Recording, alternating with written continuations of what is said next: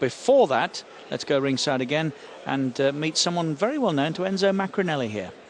Yeah, thanks very much indeed, Richard. Yeah, I'm joined by Gary Lockett at ringside. Before we talk about Enzo and how he's looking, Gary, it's been about 3 odd years now. You've got, what, 8 or 9 fighters. You're almost a veteran trainer, manager, confidant now.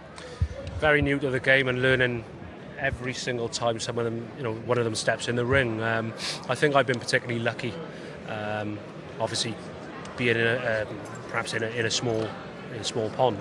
Obviously Gavin Rees coming to me was a making of me, and like my old amateur coach Tony Williams told me, you're only as good as the fighters you've got. And everybody's, I think, I'm saying good things about me. People are saying really good things, which is really flattering.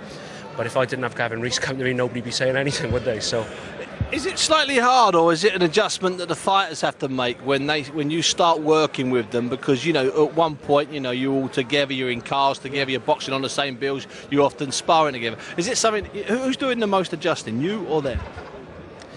I don't think there is a lot of adjusting to make. I think my style is very, very straightforward. At the end of the day, you can come to the gym and have a little bit of banter and whatnot, but once you get started, and you've got to work hard. And I'm very, very much not the disciplinarian. I think that's the wrong word, but I just believe in blood, sweat and tears and very, very hard work in the gym, because no matter how hard you work in that gym, it's always going to be harder in there once you go past 6, 7, 8 rounds. So I think it was a little bit awkward when, for me, or I thought it was going to be anyway, once the sort of likes of Gavin and Bradley Price came to me. But we had a little chat about it, and I think we just sort of settled with each other and we hit it off straight away. And what about Enzo Mac? I mean, how's that been? Because he was openly touted. He went and had a look around at different places. Were you on a trial period, or did you just know once you started working together that it was going to work? Yeah, I think I leave that really for Enzo to answer. I'm sure that he will in the coming weeks, but I think Enzo's always really trained himself, and I don't think he's listened to anybody. I think he's just listened to himself, and he's won world titles, British title and a European title by training himself. But I explained to him that he needed structure in his training, he needed regular sparring, which he's never ever had. And we did a trial, and he just said after the first time on the pads and the things that I said, that I was the man to go with. I mean, look, a lot of people are saying that he should retire. Whether he should retire or whether he shouldn't, surely he should be in the best shape he can be in going into his fights and be the best prepared. So, I know that I can get him in the right shape and certainly in the right frame of mind as well. Do you have any reservations about the McPhilbin fight going into it? Not at all. I think, no disrespect to Shane, he's obviously a tough lad and he can punch, but I think if Enzo is anywhere near his best, I think he outboxes him and wins the fight quite comfortable.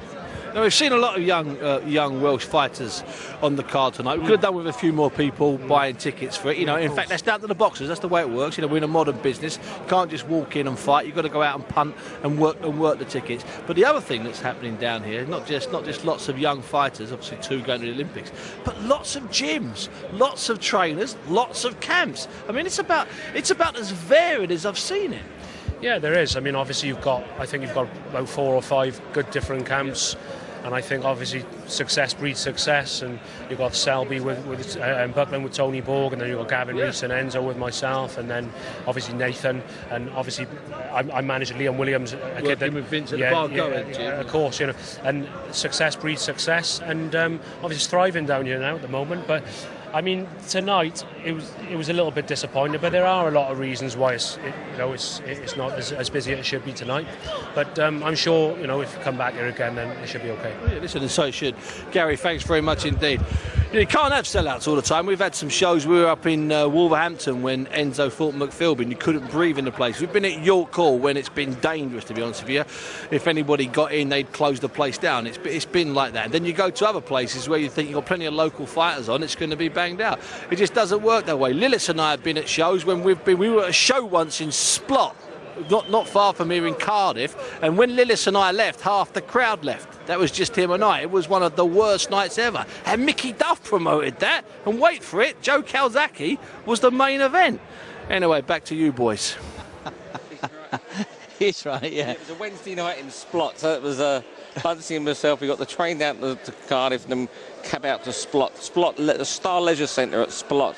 Have you got an answer for your trainer here, coach, or do you provide that answer in the ring going forward? No, it's obviously I knew I needed a change. I wanted to try a few different people out. Gary, who's an old friend of mine, we were gym mates. I've been boxing with Gary since the amateur days, and my main concern when I went to Gary was would I listen to him? Would I listen to things that he was saying? So you accept his suggestion.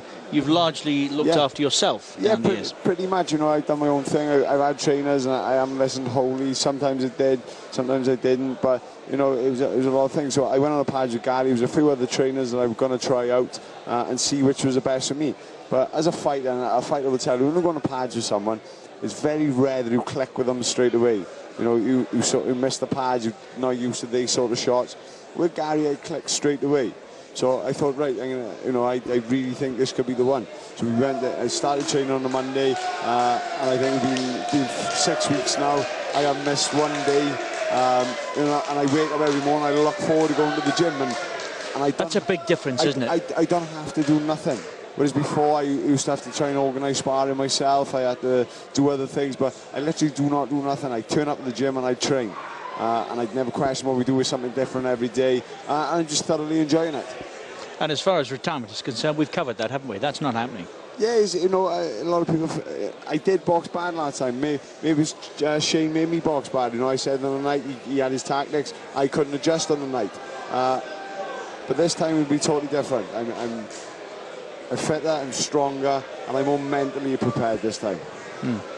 Well, listen, that's good to hear, isn't it? Yeah, look, I mean, as I said, it's not my fault, but we're willing him on, and obviously Gary spoke really, really well there, about what he's doing, what you're doing together, and it was really interesting hearing Gary's take, and he was. I'm a great believer in the fighters make the trainers, and he seems to be saying that, with Gavin Rees going to him as what's. Yeah, it was sort of clicking, it was sort of feed off each other, and that's what I found with Gary. I enjoy going. I don't question nothing.